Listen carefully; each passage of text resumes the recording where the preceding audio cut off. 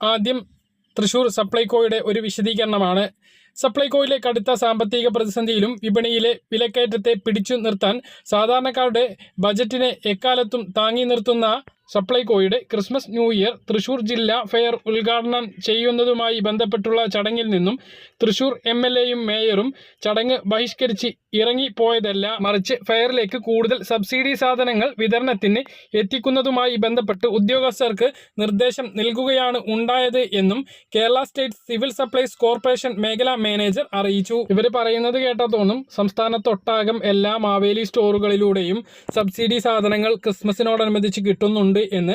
എന്നാൽ യഥാർത്ഥം സംഭവിച്ചിട്ടുള്ളത് തൃശൂർ ജില്ലയിൽ ഇന്നലെ ജില്ലാ ഫെയർ ഉദ്ഘാടന ചടങ്ങിൽ സബ്സിഡി സാധനങ്ങൾ ഇല്ലാത്തതിനെ തുടർന്ന് നാട്ടുകാർ ബഹളം വെച്ചു.